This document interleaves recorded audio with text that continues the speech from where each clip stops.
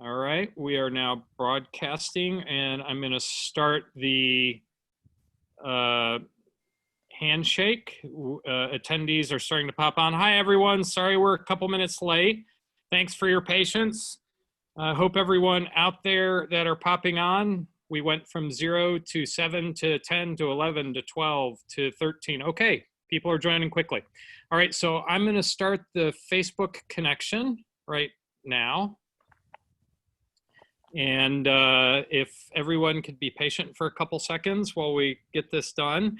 And in the interim, why don't we start with you, Dr. Siegel? Can you do a brief introduction of yourself? And then Mark, after you, if we could have Skylar and Tina just give a real quick introduction, and I will finish the connection on Facebook while you do that. So Mark, a couple seconds, then Skylar, then Tina. Hello, I'm Mark Siegel. I work in the area of risk management, focusing on things like security and resilience and continuity planning, and recently been working with the pandemic planning. And I have my own company, as well as I'm on the faculty at San Diego State University in their Homeland Security Department, and I'm also a lecturer at California State University, San Marcos, in their MBA program for supply chain. San Marcos, California, by the way, peeps, not San Marcos, Texas, where Texas State University is. So he goes to the one that's not as cool. Okay, so we are now live broadcasting. Fantastic. And then Skylar, tell us a little bit about yourself. Yep, Skylar Williamson. I'm right down the street from San Marcos in Austin, Texas. I'm a real estate salesperson. We also have a construction company where we build single-family homes in Central Austin. I also own a laundromat named Laundry Love that is growing, and it's a new venture for us. We also have an investment company where we manage our own assets. I think what's important for everyone to know about me as I was positioned for this presentation here is I was in the military. I graduated from West Point. I served in both Iraq and Afghanistan as an infantryman. So I've led soldiers in combat, and I think I'm going to speak more to leadership today in general. Great, thanks. And Paul, thanks for joining. By the way, Paul, we are live on Facebook.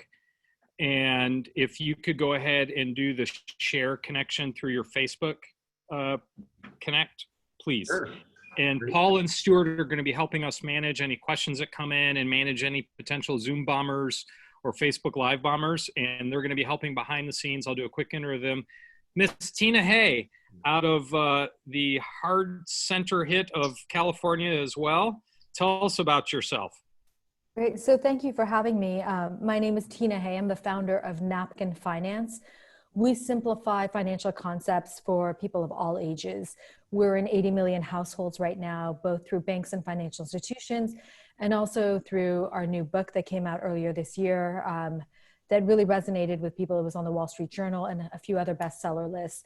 We also do quite a bit of pro bono work. So we work with schools, nonprofits. We've worked with the White House. We work now with the U.S. Olympic Committee and other people who may not have the resources to manage their finances.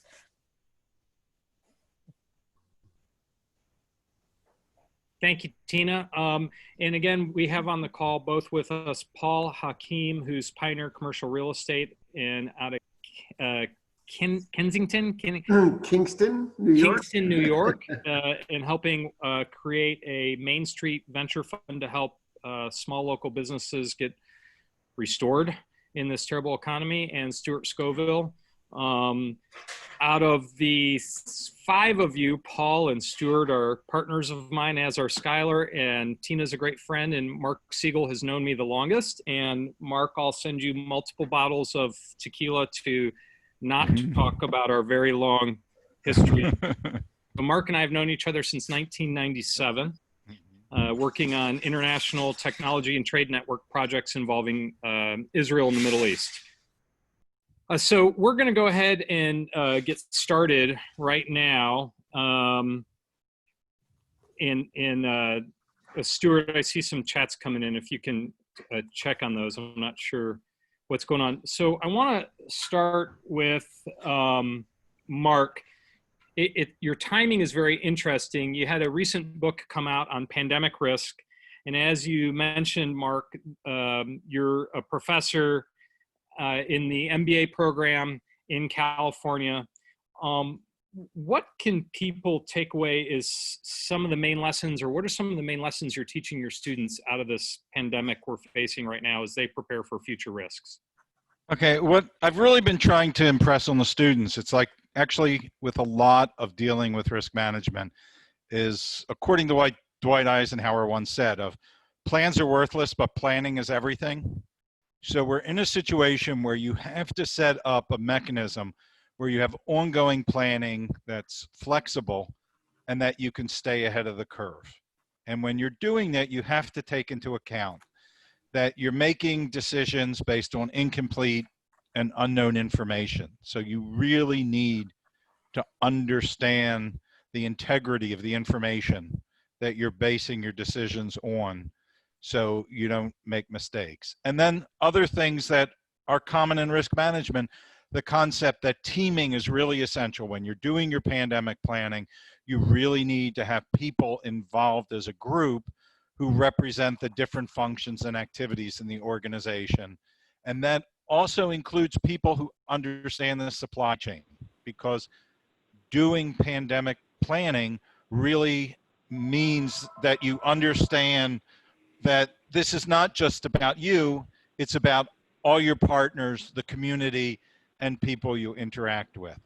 And then the two final points I would make with this is, one, that all the other risks that you have in business are still there when you're doing pandemic planning. So if you're worried about the impact of crime, you're worried about the impact of things like absenteeism caused by people taking care of their kids, all of those things still exist. And then the final thing is at the end of the day, your most important asset really is your people. So you've got to focus your planning on respect for people and human dignity as your top priorities. Thanks, Mark. I really appreciate that. So,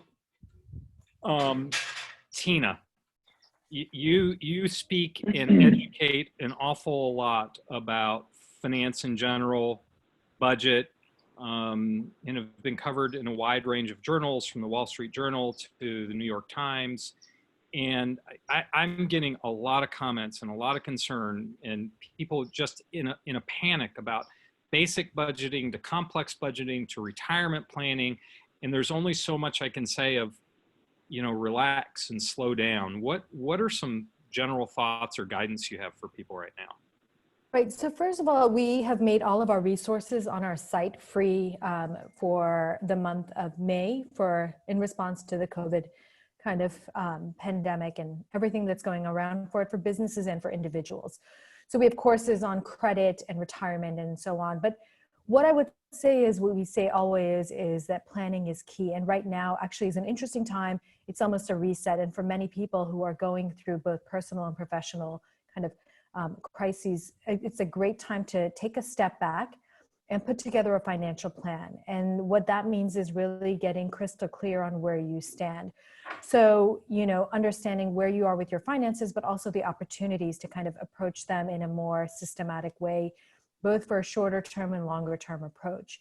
And so when it comes to things like budgeting and saving and planning for retirement or tapping into your retirement savings, what to do with your credit right now, it's really important to, number one, get help where you can from, financial advisor or professional. But number two, to really educate and empower yourself so you can make important decisions around them. Number three, there are actually quite a few resources available right now. I mentioned ours, but quite a few resources, both apps, technology, but also resources for small businesses. There are grants, loans, but also access to funding and opportunities. Then you can get very creative with those. But again, planning ahead, building your emergency plan, hopefully for the next 3 to 6 months, and also empowering yourself with financial education, making sure you protect your credit, and then understanding what opportunities are available to you, whether you do need to tap into your retirement savings or hold on. The key is right now there are a lot of unknowns. And again, with the market and with timing, no one knows what's going to happen even in the next few weeks. And so sometimes the best decision is to do nothing. And sometimes the best decision is not to time the market and not to necessarily make any moves, and just to kind of monitor and sit back and understand where you stand, and then reassess and take a step forward then. Thank you very much, Tina. And we'll make sure everyone to link in notes at the end how you can access some of these resources. I know, for example, Dr. Siegel has put his book out there on eKindle for pretty much for free. Tina's Napkin Finance will send a link to.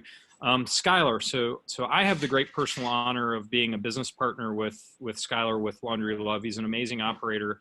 And Skylar had the honor of going to West Point and leading soldiers for 6 years in combat in both Afghanistan and Iraq. And it was our great privilege as well to have you leading our soldiers. Thank you. Skylar, now is a very unique time for people to lead, especially lead and not panic and not go into crisis mode. And Mark hit on a little bit about General Eisenhower. I'm curious what your thoughts are. How can people lead in a state of calmness? What are some tips? What are some things you're doing in this crisis to keep things calm and keep moving forward? Yeah, well, let me just say the two very smart people ahead of me both mentioned planning.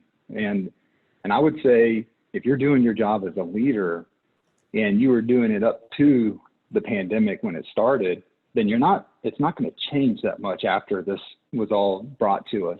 It just means the circumstances have changed, which means you need to make new decisions. Your vision of where you're going to be in your company a year from now, 2 years from now, might not be that different, but how you get there is going to be different. And as leaders, you're planning before you go execute the task. You're planning, as Mark said, it's an ongoing process that you're planning. In the military, before every mission that we went and executed, we asked ourselves two things. One, what's the most probable course of action? The second thing is, what's the most dangerous course of action? Every single day, whether in business and you have competitors, or you're a human being and there's a virus out there, there's always a most probable course of action and the most dangerous course of action that you can prepare for. Good leaders are always anticipating. So we set out on a mission this year to grow our business. A very wicked virus was cut loose in the world. The situations have changed. Our vision of being the best brokerage in Austin has not changed. How we're going to get there has changed. So we just need to understand that if you keep your soldiers, if you keep your team focused on the vision, clearly communicate, and just make them understand that what we're after hasn't changed, just the way that we're going to get there is going to change.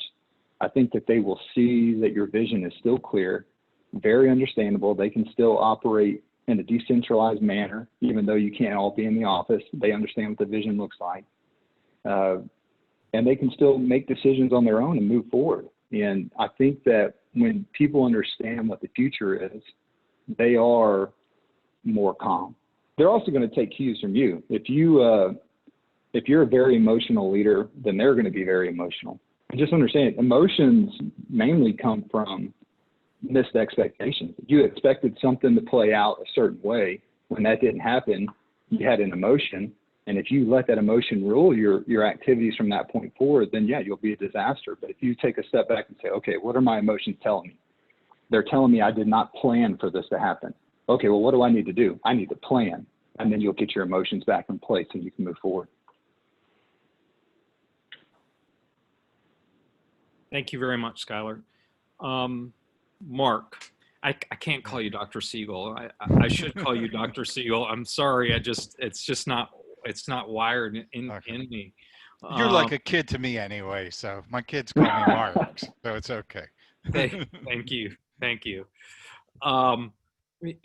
Mark, I want to go back to, you're one of the foremost experts on risk planning and strategy for putting systems in place long-term and short-term. That's your global expertise. for small and medium businesses, what are some things that they should be thinking of right now to plan for future risk? Is there ways they can be evaluating or taking a different angle at how they look at things when they're looking at risk today? Some more strategy items? Well, the problem is with a lot of small, medium-sized businesses, as well as even large supply chain companies, is they really don't have a program for managing risk. And they don't look at risk from the perspective of it's a decision-making tool. And part of the challenge for them is to actually look at a different definition of risk and look at it from the perspective of risk is the uncertainty in achieving your objectives and the objectives at all levels of the organization. And that what you have to think about is having an ongoing team and an ongoing risk management officer or somebody who's tasked with leading that team who is going to be looking at the whole range of risks. I mean, this pandemic should have been the wake-up call for people that they weren't prepared because they didn't have a planning mechanism in place. But as life goes on, you're still going to have all the other risks, the other natural disasters. You're going to have, you know, the intentional human-caused events. You're going to have the unintentional human-caused events. And you need some sort of formal structure where you're integrating that into all of your organization's operations for decision-making.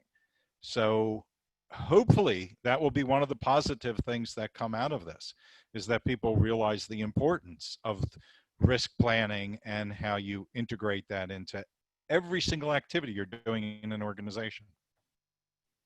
Thank you, Mark. We have a question that's come in that I think actually is relevant to all three of you. And because the angle applies to all three of you, and I hear it constantly. So do we assume that this, how do you work with your team in the discussion of factual information amongst the various info and each person believing what they read? And we hear so many numbers swirling around. And one of the things I tell people is, look, there's so much you can't control. Focus on what you can. Don't watch the news. Don't watch CNN. Don't watch Fox. Don't watch everything in between. Just, you know, focus on data. So, but a lot of people are going to their employers and they're scared to go back to work, or they don't want to go back to work. How do they sort through factual data and figure it out? Tina, you specifically from a financial perspective, there's so much market turmoil and it's truly head scratching. How does somebody dig in and sort out some of the truth? Yeah, so we always say, I mean, no one knows anything, especially when it comes to both the market, what will happen again, and also even with the pandemic. I mean, we hear that it'll get worse in the fall. There'll be another wave. But I think the way that we speak to kind of our readers and our members is that, you know, you always plan for the worst. And part of that means, and not to be kind of, always have a pessimistic outlook, but we're headed into a world where we have, unprecedented number of people on unemployment. We have industries that are literally imploding.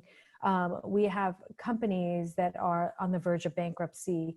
And then we have also, the mortgage market fallout that is probably, coming up right around the corner. No one's paying their rents. I mean, these are all just kind of a recipe for disaster. And I think what people try to do is they look at the markets to see what is going and investor confidence. And none of that is reflecting what's going on in the world today. And so I think as for employers and small businesses, it's very challenging to know what to communicate both to your partners and what to plan for and what to kind of help your employees understand what will be the plan moving forward. And so the best thing to do is, number one, have, a lot of communication, robust communication across your platforms. Number two, look for opportunities, because again, one of the things that we've noticed, we've talked to a lot of companies, is that there are a lot of new opportunities, even in areas where you wouldn't even imagine. Companies that are pivoting or shifting their businesses. And a lot of this comes out of discussions with partners. So part of the communication has led to new projects and the ability to kind of find opportunity even within all this kind of madness. And so as a small business, it's an incredibly challenging time. But again, there is no choice but to be very kind of nimble, but look for the opportunities and then communicate that throughout your company and with your partners and with your clients. Thank you very much, Tina. Skylar, and by the way, folks, one thing that we're doing that Tina just brought up about being nimble and that Mark and Skylar have all touched on planning. Again, I have the honor of being in business with Skylar and another gentleman, Ken, and our goal is that we challenged ourselves to come up with 15 new ideas to improve our business and to get those ideas out to the three of us and discuss them at length and give ourselves 48 hours to come up with those ideas, no matter how crazy they are. You know, we're in the laundry business. I don't know, should we do car washes on the side? I'm not going to, that's not one of my ideas, Skylar. Don't worry. You don't have to worry about that. But you do need to be nimble. And it is hard with all this disruption in data. Skylar, I don't know what your thoughts are with as far as how much data is playing in the hand and what people can do and what they can't see. How do you, in times like this, both from your leadership in the military and now, how do you keep people pressing forward? How do you keep them, you know, the physical and emotional stress is very high right now. What did you do in the military? What are you doing today? Any other thoughts on some of the data issues as well? Yeah, well, touch on the data first, and then we can talk about how we work with people. Data matters in business. You have to be a student of the data to be able to make the best decisions that you possibly can. Where my standpoint is on data is I need to be real sure that I'm asking myself the right questions. If I'm not asking myself the right questions and I'm getting answers to questions that don't matter, then one, I'm wasting time, which I'm not a big fan of. But two, I could be leading myself down a tangent that doesn't matter for my business. So when folks come in and they want to talk about something that they heard or something that somebody else has said or something that's been reported, my first instinct is to bring it back to our goals that we have as a business and say, and how does that apply to this? I'm gonna hear what they say, and I'm gonna ask them a question to make sure that we're all focused on the right thing. And as long as we can stay focused on what the deliverables are and how what we're hearing actually matters, or maybe it doesn't matter, that if we stay focused, we're going to perform at a higher level, and we'll stay prioritized, and we won't waste time on data that maybe doesn't matter. You know, from a health standpoint, and I'm going to speak as a leader, and then let me first speak as an individual, and then I'll speak as a leader. As an individual, you have to be healthy in all three regards when you're in combat, whether you're in combat in the military force, you're in combat with a very good competitor, or maybe you're in combat with a virus. You need to be healthy spiritually, you need to be healthy physically, and you need to be healthy mentally. All three, you need to be healthy. You don't get to just pick one and be healthy there and think that you're going to just thrive through chaos. No, you got to be healthy in all three. And I think you need to be purposeful in the way that you keep yourself healthy in all three of those. So that's as an individual. And as a leader, you have the responsibility of setting that example and making sure that you're as healthy as you possibly can be for the folks that depend on you. Now, when you're asking your folks to take a risk, which is a very hard thing to do, the very first thing that you have to have established is trust. For me, you know, I'm a person that gives my love freely. If you hurt me, you hurt me. But you know what? When you're on my team, you know I love you. So I'm going to give it to you right away. When you are vulnerable with your team, they know that you love them first, and anything that you ask them to do, you would also do it yourself. And then many times you're out there in front doing it. That trust creates more stamina for someone to operate in a way that they may not have operated before, or not, maybe they wouldn't be willing to operate before. But when there's something about being together with a really close-knit team with people that love each other and a leader that loves you, it'll make you do things that you wouldn't have cared to do before. So I think there has to be trust. There has to be open communication. Also, the leader has to be willing to be flexible as well. If one of your employees says, "Hey, I can't do it," they're not telling you they can't do it. What they're telling you is they can't do it the way you're asking them to do it. It's your job to figure out, okay, how can I put you in a position to actually get this accomplished? And if, you know what, if they can get their work done and it's at home and they can't be there right beside you so that you can watch them the whole time, you know what, they're still going to get it done. You just have to hear what they're saying and help them get it done. Some people are willing to do that, but you're missing the big picture if you allow yourself to go down that route. Thank you very much, Skylar. Mark, a large part of the specialty work your company does relies on an awful lot of pieces of data in some of the areas that you prepare long-term for risk. And I'm sure with some of those, a lot of the data is just absurd and false or partially false. What do you do?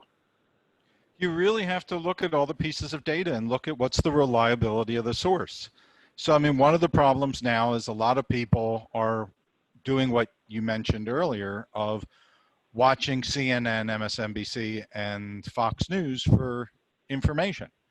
And all of those stations, it's one talking head pundit after the other. And they're not experts in this field. You have to focus on who are the people who actually have expertise on this field and look for that information. So in my area of risk management, there's not a lot of data all the time because I'm looking more at operational risk and enterprise risk management. So I'm not looking at financial risk that has tons of data out there. I'm looking at behavior patterns and signs of change in the risk environment. And so I'm looking at a lot of qualitative parameters rather than quantitative parameters. But when you're doing that, you really have to understand the local risk environment you're working in and dig down and, in a lot of ways, put your assumptions on hold in order to understand what's going on around you. So I don't understand why people said this was a surprise. The Chinese were shouting from the rooftops on January 23rd that this was coming and this was horrific. When they canceled Chinese New Year's, every single person in every single country should have understood the weight of that decision and started preparing. And since I was going out of the country and going to do pandemic planning in Pakistan, I already prepped myself in the beginning of February because I knew all this was coming. So we literally had no rush, panic going out and preparing in our house. Everything was ready. But that's what you have to do. You have to think of what are you monitoring, what's the reliability of the source, and look for patterns, particularly if you're in my area of looking at operational risk. What are the behavior patterns of the people and the culture that they're in? So you can make somewhat of an informed decision. Thanks. Okay, so we have a couple of questions that I'm going to field. We've got one from Corey Simonson out of Chicago. Thanks for joining with us, Corey. It's a tough question. I don't know if any three of you have any suggestions. What advice can you offer for people who need to reload their pipeline? He's referring to his business pipeline once the economy is reopened. I briefly touched on the concept of come up with 15 crazy ideas, sit down with your partners, and no matter how absurd they are, go through them. Any thoughts on, I'll give you my thoughts first. First of all, you hustle like you've never hustled before, and you prepare, and you just don't stop, period. In whether the opportunity comes in a month or 6 months or a year and 6 months, you have to work very, very hard because somebody out there is, whether it's you or someone else that gets the opportunity, somebody's going to get it. So that's my thoughts. I don't know if any three of you, Tina, Skylar, Mark, Tina, do you have any thoughts on how a business prepares to reload their pipeline as we come out of this? Yeah, It's okay to take a pass. No, I mean, I think to your earlier point, like I still think there's a lot of opportunity even as things get closer to normal. I think the key is to speak to your partners, and you would be amazed. A lot of the companies that we talk to have not reached out to all of their partners. And by partners, I mean everyone that you work with, whether it's your vendors, suppliers, your marketing team, everyone within your kind of network who may know of new opportunities, but where you can kind of access and tap into what, you know, they're looking for and how you can be of service. That's the first one. The second is, you would be amazed right now how much we hear that people that were previously not accessible are accessible. So if there's a company that you're reaching out to or trying to partner with, there's a lot more openness and kind of receptiveness to new partnerships and projects, because I think everyone is in the same boat in some respect. Even companies that are surviving and doing well are always, you know, looking for new ways to kind of adapt and move forward and take advantage of new interesting ways of partnering with other companies. So those are just a couple ideas. That's great. That's great insight. And Skylar, I'd like your thoughts on reloading the pipeline. And one of the things to think about, folks, is so you have somebody like Mark Siegel, Pandemic Risk. You can buy the book for $2.50 on a Kindle reader. It's being given to you. Tina Hay, Napkin Finance, is opening up their resources. You can repeat that as many times as you want. So one of the ways you can reload your pipeline is to allocate specific time to get all the free education that you used to have to pay for. That's now available to you to prepare. Skylar, what are ways you think of for people that they can reload their pipeline? Any thoughts? Yeah, I hate to continue to drive on the planning thing, but you know, at the beginning of this year, we had 5 forms of lead generation of how we were going to grow our business. As soon as all this happened, all but one of them became completely irrelevant, because we were going to focus on essentially belly-to-belly sales in person. It wasn't an option anymore. You know, we had to pivot. And you're always thinking of what you could do. And if it doesn't fit well with where your strengths are at the time and where the market is at the time, then those are just kind of on the bench. Well, now, what was in the primary position now doesn't matter anymore. So we pulled some of these things off the bench and made them a focus. You know, opportunities like what we're doing right here to kind of demonstrate our expertise and talk to more than just our immediate sphere of influence. This is something that even you, Jason, weren't doing a month ago. You're doing it now, and you're talking to more people beyond your network than maybe you planned to at the beginning of this year. So I think video is a big focus of ours right now. Giving away training like Tina's doing, making it easy to get to us so that people don't have to, it's not very hard to get to us. Just being very present, checking on people, having lots and lots and lots of conversations, and not conversations one-on-one, but putting ourselves in a position where in the same amount of time it would take you and I to have a conversation, we're having that conversation and we're trying to have it with 200 people, not just one. And it's easy to have the conversation. The hard part is after the conversation, making sure that those folks have a place to go to engage with whatever it is that you're selling. And that would be the secret sauce. Is you have to go have these conversations, but then what happens after that? Where do they go to get more or to engage in you on a one-on-one basis so that you can move them from your prospective buyers to actual clients? And if you do that extremely well, then during a pandemic, you can grow your business and really penalize your competition because they're still worried about what the news is saying. They're not worried about growing their business. Right. Thank you. And, you know, one of the stories that I've repeatedly mentioned, which I think is a great idea, it's, so first of all, as a landlord, one of the things we're doing is we're offering free one-on-one coaching to all of our tenants. We're helping them prepare in the past for their PPP loan, anything that can help us stand out. And there is a salon owner in San Francisco, Heather Werner. She was a stylist of the year, and her salon was salon of the year for the United States. She has a engineering degree from Rensselaer Polytechnic and designs these things and creatures that come out of the hair for runway. I mean, it's just crazy. It's so cool.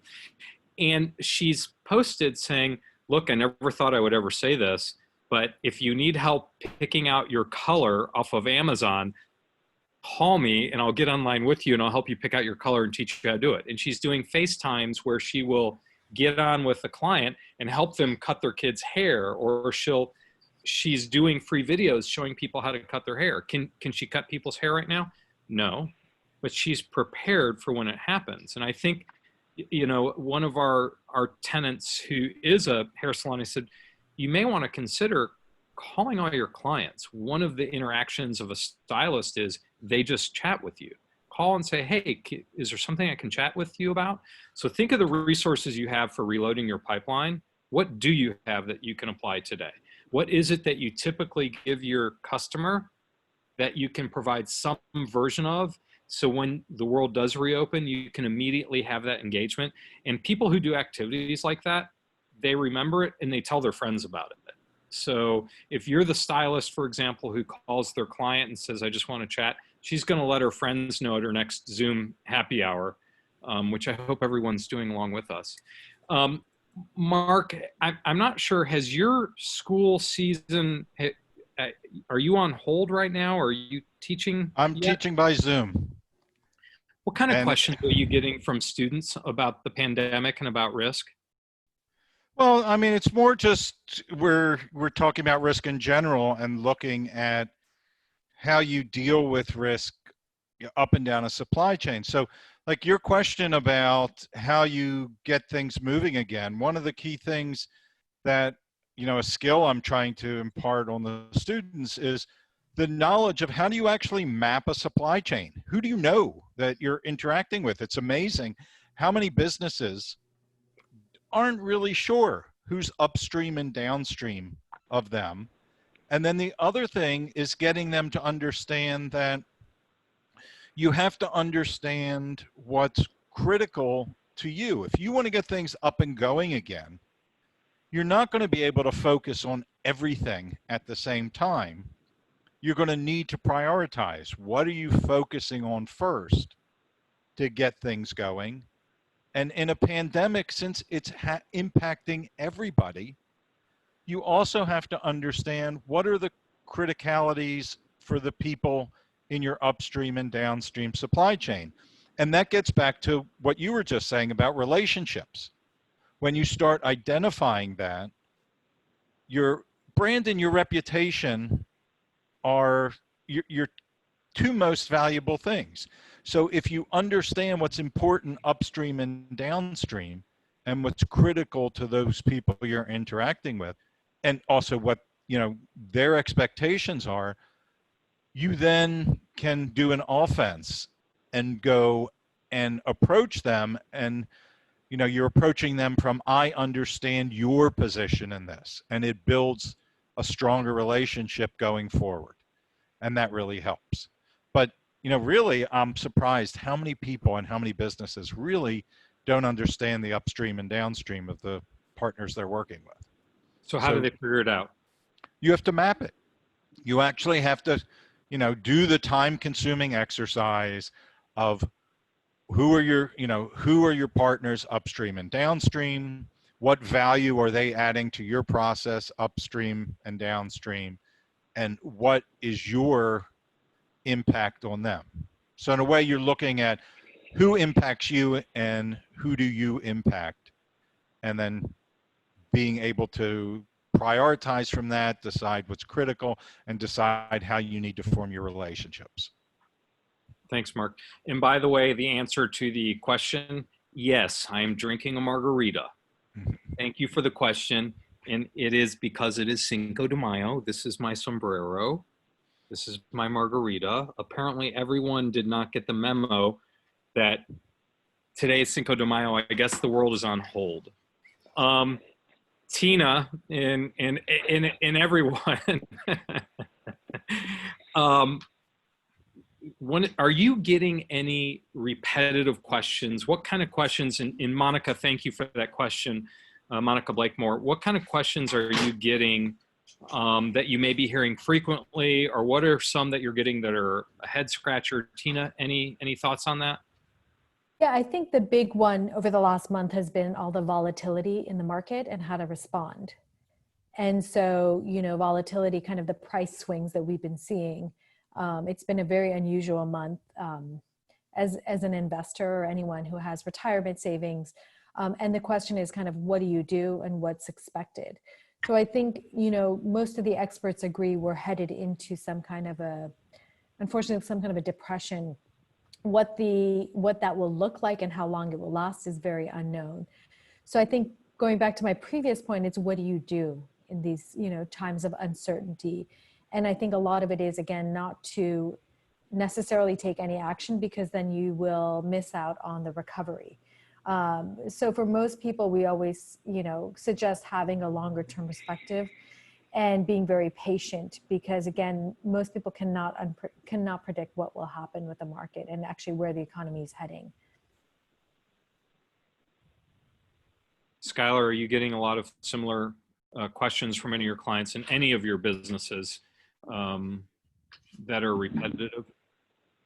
Yeah, I think similar to Tina, they're asking me, what's going on in the real estate market, because you hear one thing, you see another. To some extent here in Austin, Texas, it is an economy that is unique to the rest of the United States. Specifically for our real estate market, the inventory is so low and the demand is so high that even though there's a bad virus out there, people are still having to figure out where they're going to live. And when they ask us about what do you think is happening in the market, there's a need there, and it just triggers me to say, okay, well, why are you asking? What are you trying to do? Because if your goal is to sell your house, and like every homeowner, you want to get as much money as you possibly can from that transaction. Well, let's talk about how we will sell your house for the most money in today's environment. So they're asking me about the market, but there's always an underlying question that we try to get to and then answer that specific question. But they're asking about our expertise and what we think is happening and what we would predict as far as, like, do we move now or do we move in the future? And we give them our best answer based on what we understand about the facts as it is to our market. Thanks, Skylar. And by the way, congratulations on being Austin 40 under 40. Well done. I remember what under 40 used to feel like. It's been a while, yeah. But I do recall. So Mark Johnson had a good, and by the way, Ted Blank, thank you for your comment back on pipeline. Is the first thing is to ask why, but also to see, is this the pipeline I want to even be in anymore? Obviously, now is a good time to think about that. Is that an area you enjoy?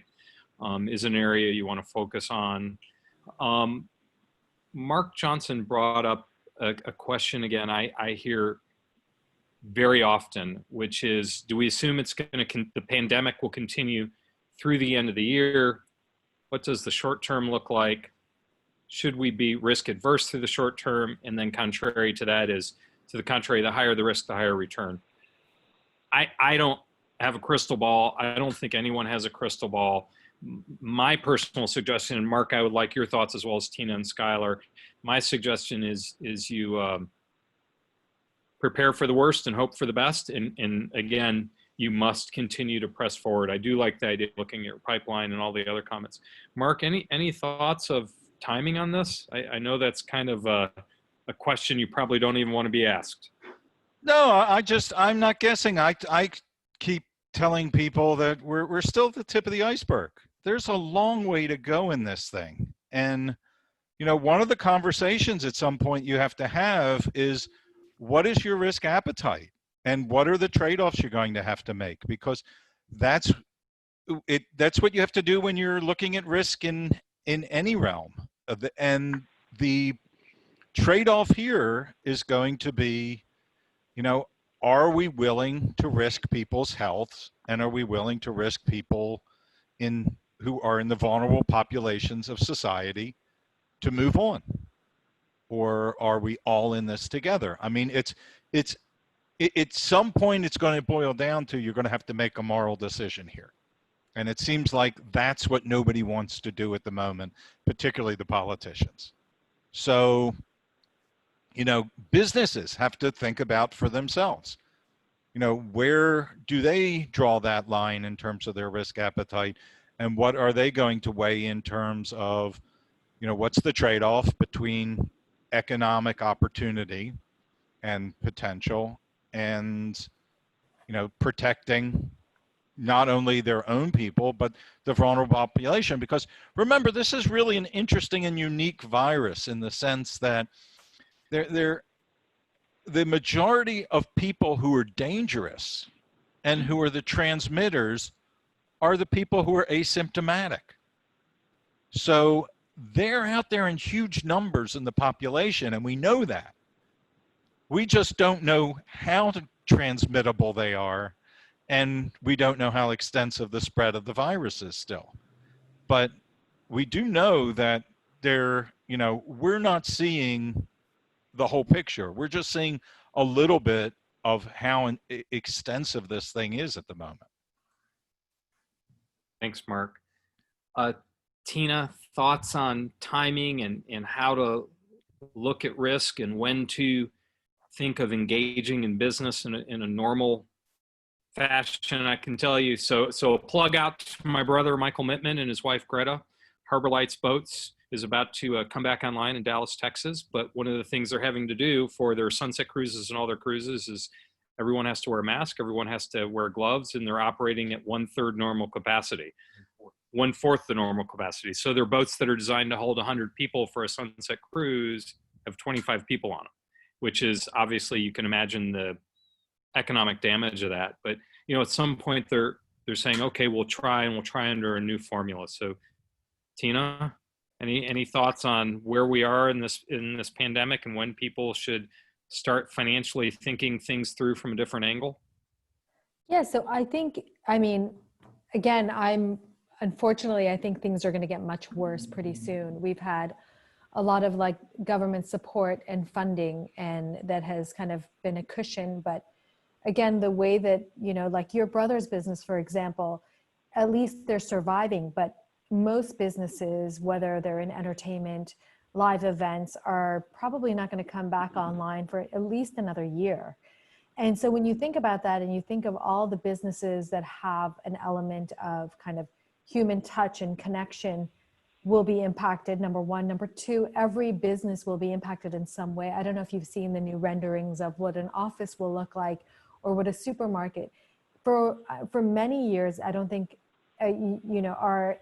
our typical kind of work day or our, commerce or anything will be the same. I mean, the economy will have to adapt, but I see it as a very, very long-term and very unknown process, which means that most people should plan that things will not be better by later this summer. There's a lot of unknowns, there's a lot of misinformation, and a lot of business kind of having to adapt to a new reality, and people also. So, these are extremely, extremely unprecedented times for most people. This is not a financial collapse. This is not 10 years ago. This is not a recession. This is a completely different beast. And so how people and businesses will respond will be all determined in the next year or so. Thank you very much, Tina. So we're already down to about 8 minutes. That went by quick. That's a quick hour. It's a great panel. And then Paul and Stuart, if you have any other questions for the panelists, one thing I want to ask all three of you. Mark, remember, this is a family-friendly live broadcast. So I'm going to ask what your typical morning routine looks like, what a typical day used to look like, and what a typical day looks like now? Has it changed? Has it not changed? So we're going to go to Skylar, and then Stuart, if you could bring your camera on. So we'll go to Skylar, Mark, and Tina. What's a typical day look like for you now? How much has it changed? Skylar, and then Mark and Tina, and then Stuart, Paul, if you have any other questions. Go ahead, Sky. Yeah. Well, just remember, I was raised in the military. So when I tell you all this, just keep that in mind. I wake up every morning at 4 a.m. I did that long before the pandemic. The first thing that I like to do is I like to read for about an hour, and then I'll journal about what I learned, and I share that journal entry not only with my team, the people that work directly for me, but I also go ahead and share that journal entry with a couple hundred people just on the blind copy line. And if you want to be a part of that mailing list, then just go to my LinkedIn profile, and the link's there where you can just add your email address, and we'll send you that. But it's important to me that my team is not only understanding where my mindset is, but they're growing every day. We have a learning-based culture, and I'm leading that. You know, I show them every day that I'm reading and I'm making myself better. When I'm done reading and journaling, I'll go work out. I used to go to a gym. I don't go to the gym anymore. I have TRX straps that I hang on a tree limb in my backyard, and I do that. And I always, I have my meditation and prayer time after I work out, because I'm on that, that athletic high. And it's where I feel like I'm closest to my God at that point. So I'll still do my prayer and meditation time right after a workout. Then I go get my babies up, and I spend time with them at breakfast time and make sure that they know their dad loves them. And then, right now in Texas, the governor just opened up the stay-at-home ordinance. So it is optional for our team whether they come to the office or not. But we're coming into the office, so I'll be at the office from 8:30 to noon. At noon, I'll head home, and our kids aren't at school right now, and my beautiful wife is. She's the teacher, and she's the caregiver all day long. And, I try to go home from 12 to 2 to just give some support and some family time right there in the middle of the day. And then at 2 o'clock, I come back to the office to finish the day strong. I like to be home every day at 5, and that was before and after the pandemic. And, from 5 to the rest of the day, I try to be a father and a husband. Not much has changed for me. Again, it's just the tactical activities have changed. Our vision of who I want to be as a father, as a husband, and as a businessman, all of that is still very much the same. It's just what I'm doing in a day is different. Schedule still looks pretty similar. Thank you, Sky. And again, I'll set up some notes so you can link to them. I get his daily briefings. It's fantastic. I get to read a book without having to go through all the work of reading a book. I have Skylar Williamson Cliff Notes. It's wonderful. Mark, what is a typical day? What did a day used to look like for Mark, and what's that look like now? And then Tina, I'm going to ask you the same question, then Paul and Stuart after you. Mark? Well, a lot of the adjustment really hasn't been that difficult. Instead of waking up in the morning and going out and playing pickleball for a few hours before working, I do exercises instead of that. So I miss the social part of going out and playing pickleball with other people in the morning. And then, I'm teaching via Zoom, which, somebody who's always taught in front of people, it's just not the same. I'm sorry, I'm at that age. It's not the same, but it's doable. And then the other big difference is I'm essentially doing all my work of meeting people in Zoom, and I'm not getting on an airplane and flying around the world and having face-to-face meetings. But luckily, I already have an established relationship with people. And then I would say the other big change in my life that's taken place because of the pandemic has actually been quite pleasant, is that as a way of coping with less social interaction face-to-face with people, my wife and I have set up regular Zoom meetings where we have one group of people every week. We have a set time where we get together and we have Zoom happy hour. You know, we have with our daughters and our granddaughter, we have set up regular get-togethers and Zoom meetings where we all get together as a family and we have meals together. And we've even have Zoom meetings set up with friends around the world that, you know, we maybe talked to really irregularly in the past, but now, since we're all locked in, we have these regular weekly Zoom meetings together.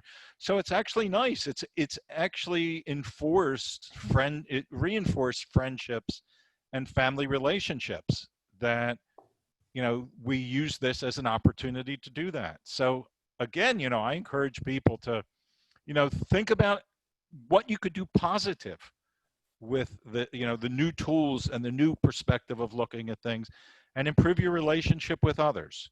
And then one final comment I have to make is wear a damn mask when you go outside, and wear it all the time. It's a courtesy to others. You might not be in the vulnerable group. You might not have the disease, but there's a lot less chance you're going to spread it if you're wearing a mask. And just get used to doing it.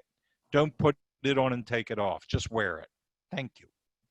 You're welcome. Thank you for your PSA. It's kind of like chicken soup. You don't know if it will help, can't hurt. Right. But we do know that the masks actually, statistically, if both sides wear them, it reduces it greatly. Tina, what did a day in the life of Tina used to look like, and what does it look like now? So I'll be fast. First of all, I have to look up what is pickleball. I've never heard of pickleball, but and also I feel very lazy after hearing Skylar's morning. We all do. I'm like, what time do you go to bed at night? Just 5, 6. But so my day has not, for the bulk of my day, my work day has not changed. What has happened is so most of our partners are banks in New York. So I'm in LA. So we've always had an early morning. So unfortunately, when I wake up, the one thing that I don't get to do is jump into a workout. And so my work day is mainly just jumping into work. And then I do my meditation actually in the afternoon. So the day is, we have a lot of team calls, meetings, and then we're mainly on Slack. And then we do, with our partners, we do phone calls or Zoom calls or Skypes. And then we have so many different things going on. We have a nonprofit we just set up. So we've been doing a lot of work around that. But during the day, it's really, really nonstop. I try to take a break around 1 or 2 to like go take a walk just to stretch my legs. So I work nonstop from about 6:37 to about 5 o'clock. And at 5, I kind of cut everything off and I work out. And I'm in LA, the weather's beautiful, and I just bought a bike. So that's my new COVID kind of activity, is I bike ride a lot and then have dinner with family and then watch some Netflix possibly. But otherwise, that's pretty much it. My schedule has not changed, except we're much busier and the day is much more packed. Wonderful. Well, we'll come out and we'll go to Mark's and learn pickleball together. As a grandpa, as a Zadie, he'll still kick our butts. Sky, what time do you go to bed nowadays? It's about 9 or 10, right? Well, last night I went to bed at 10:30. 10:30 is usually about when we go. Wow. So I know, Stuart, I know you have a question you want to field real quick. So one of the things that is very important that I also keep emphasizing is I really wish we wouldn't call this social distancing. I wish we would call it physical distancing.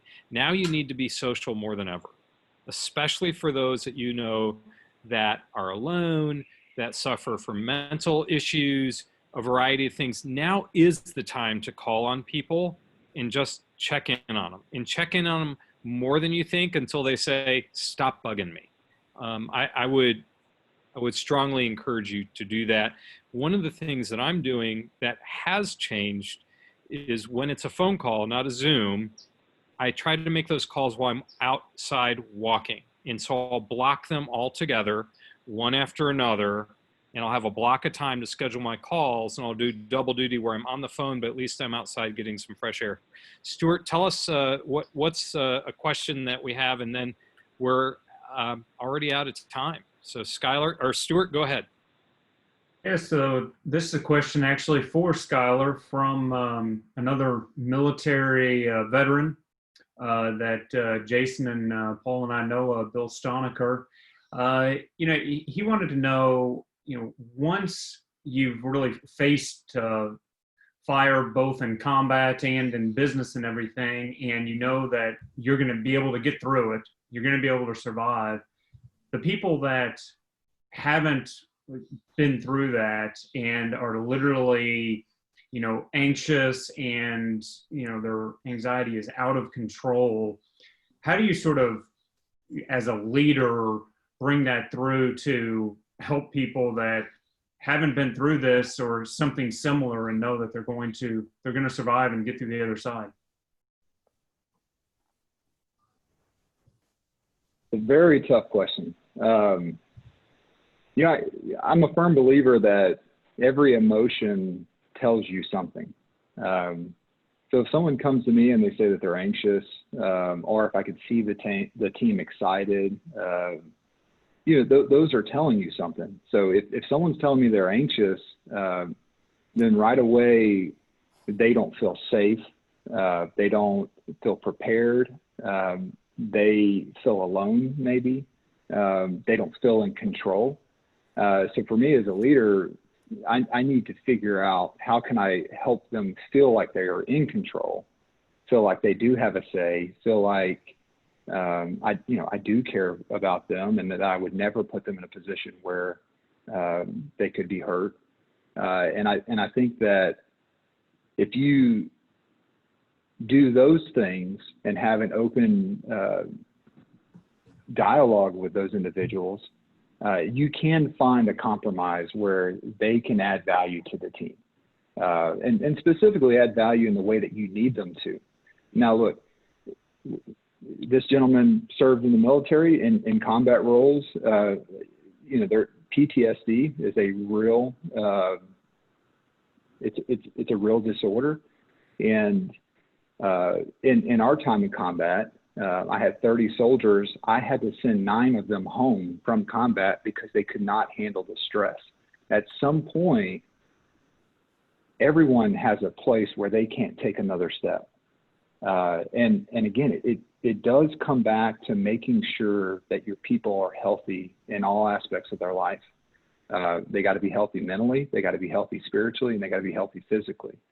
So you may move from the business leader and then move to being, maybe someone that's a friend and cares, and make sure that, look, we are going to do everything that we can at work to make you safe and put you in an environment where you control a lot of your health destiny there. But let's talk about, well, when you go home, what are you doing? Are you watching the news for 6 hours before you go to bed? And then are you going to bed late and waking up early? And are you eating pizza? Are you having your meditation time? Are you doing what you need to do away from this business to put yourself back in a very healthy state so that you can be your best in a time where it is dangerous? Look, when I was in Baghdad, we lived out in the city. We didn't get to come back to the base where it was safe. We were always in the combat zone where it was dangerous. So what that meant was half of us were sleeping and the other half of us were pulling security when we weren't on patrol. You know what? If one of our soldiers weren't sleeping when they weren't pulling security, we walked over and said, hey, go to sleep right now. Because even if they couldn't make that decision themselves to go to sleep and give their mind and their body the rest that it needed, then we were going to make that decision for them. Ultimately, if you have somebody that is so anxious about the job that you have available and they accepted that, the military term is you got to medically discharge them. Look, we're not in the business of hurting anyone, but help them find something that they can do, whether that's in your business or somewhere else. Find something, because we deal with this at our laundromat. People bring their dirty clothes and they need them clean, and or even nurses and people that are on the front lines need their clothing cleaned. Somebody has to be exposed to do that. So you just do what you can to make them feel safe and in control so that they can enter that situation with as much confidence as they possibly can. And by the way, I would never ask anyone that follows me to do something that I wouldn't do myself. So if it's a bad task, maybe I do it. Maybe I do it the first 10 times. And then everybody sees that, well, man, if Skylar will do it, then maybe it is okay for me to do my job. So to some extent, lead from the front a little bit too, to show them that there is a way where you can respect the danger and still get the job done. Thank you, Sky. Paul, did you have any closing comments? And if any, Mark, Tina, or Skylar, if you have any closing comments after that, and we're about 6 minutes over already. So folks who are staying on, thanks. I know we've got a lot of people on both Facebook Live and still a good group on Zoom. So Paul, a comment, and then if Mark, Tina, and Skylar, if you have any closing. This has been great. You guys have all got different great perspectives. I just want to, make the comment on, where the data is coming from. That is a very, strong point, that people need to understand the perspective that people are putting the data in and how they're framing that data. Driving home today, I heard something about, we are double the amount of deaths than the UK. And my mind immediately went to, well, what does that mean? Translate that to per capita for me. Put that into context. Because yes, I'm not sure exactly what the population is, but that's what matters to me, not the big number. So we need to keep all of these things in perspective and kind of buffer the news as it's coming through the channels. Where do you guys get your data, and where do you guys rely on? Where do you get reliable data from? Can you point us in the right direction? Or relevant and reliable, I should say. So we'll do this, and we'll also do, but we do need to go ahead and wrap up pretty soon. We'll do Mark, Tina, and Sky. And I do want to let you know the data that I've been relying on has been from the head administrator of one of the major hospital systems. And even for them, it's most of the time reliable and changing as test results come in. And as Mark pointed out, number of asymptomatic consistent that hospitals are getting that are doing both RNA as well as asymptomatic is 20%. That is a huge number of people walking around, shedding a virus that they have no idea that they have. And but that's obviously one very small data point. Mark, Tina, and Sky, any thoughts on data as well as closing comments, because we do need to go ahead and wrap it up. We're a little bit over. And thank you, by the way, Dr. Siegel, Ms. Hay, Mr. Williamson, as well as Stuart and Paul. Thank you all very, very much for joining. Before you guys speak, just one quick note. We were able to get David Finkel of Maui Mastermind, who's written, I guess, a dozen books and is a pretty consistent author for Inc. magazine. He's going to do a free webinar on May 14th at 2 p.m. Central Time at no charge. And he's also going to send out a copy of his most recent book digitally for free, which I think is Build a Business, Not a Job.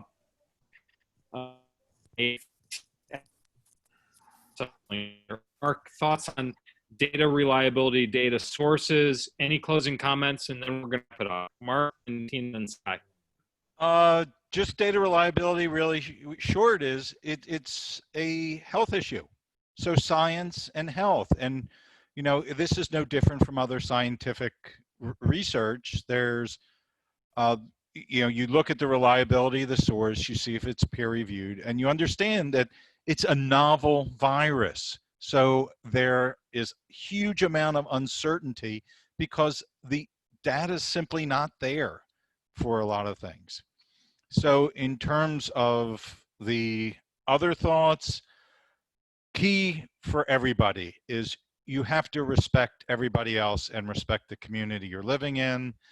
And, keep in mind, this too shall pass, but it's going to take a while. And then my final comment is like Jason said, there you can get the little book that I wrote. It was based on the work I was just doing in Pakistan. I came back in the end of March from doing pandemic planning there. So I just put down in a very brief book of essentially some of the lessons learned from doing planning with people there. Okay, and thank you for having me, and everybody stay well. I will just say thank you for having me. I don't have a comment, but it was really a pleasure to be here. Thank you very much, Tina Hay, Napkin Finance, Mark Siegel. We'll send links to both Tina and Mark's books. Mark, I'm sure for this interview, you wore your very best sandals. Skylar, any closing comments or thoughts? Yeah. Just keep in mind what data matters for your business. Again, when I was a soldier in combat, we had this super high-tech intelligence cell that was at the battalion level and would send us reports with all this great information, and it mattered very little to what I was doing day to day. What mattered was, what are the people on the street saying? What are they seeing? What are they hearing? What are they thinking? And, look, I'm a small business owner. What matters to my small business is what's going on in the street. So, we're asking, as Tina said, we're asking our partners what they're hearing. We're asking our clients what they're hearing, what they're feeling and thinking. We're asking our competitors, what are you seeing? What are you thinking? Here's what I'm seeing. Here's how we can perform at a higher level. Look, there's plenty for everyone. So let's just make sure we're all on the same page. And those people on the street are the ones closest to the action. And that sometimes is where you can get the best data. In closing, I would just say, from a leadership perspective, lead yourself, put yourself in a position to be the best leader you can be. Mainly that means staying healthy. Then lead your team. There are people that are responsible to you that you need to take care of, and then lead your company. What are the fundamentals that make every business healthy and strong and growing? And I think you got to do it in that order. Lead yourself, lead your team, lead your company. Thank you, Sky. This will be on live as well as Facebook for you to rebroadcast. We'll set up a link for everyone. Thank you all so much. I'm so very grateful, Mark, Tina, Sky, Paul, and Stuart for joining. We'll see you May 14th for the next webinar. Again, shameless plug, my brother's boat company, dfwboatride.com. Please go sign up, support a small business. See you all later. Thanks, everybody. Thank you very much for joining. Thank you. Take care. Bye-bye. Bye-bye. Bye. Bye.